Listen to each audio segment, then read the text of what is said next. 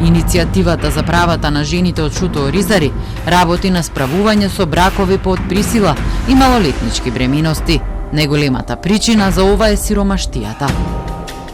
Многу семејства гледат како излез од сиромаштијата доколку се омажи, се ожени девојче, момче, па така настануваат и малолетничките бракови, меѓутоа со настанување на малолетнички бракови се прекинува образованието, односно не се во образовен процес. Сето ова придонесува кон други последици во животот на самата девојка.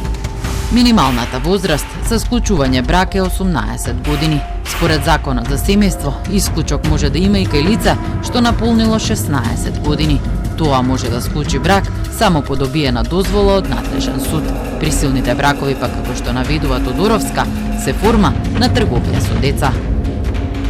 Практично се изложени на сексуална експлоатација, трудова експлоатација, домашно слугување, вклучувајќи во одреден број на случаеви се присилуваат да вршат и петачање. Од тука реално според нашиот концепт и делување, а и според новата ЕУ директива за трговија со луѓе, експлицитно е насочено прашањето за присилните бракови, вклучувајќи за детските бракови. Присилниот брак е изречно наведена форма на трговија со дете според член 418г од Кривичниот законник. Се казнува со затвор од најмалку 8 години.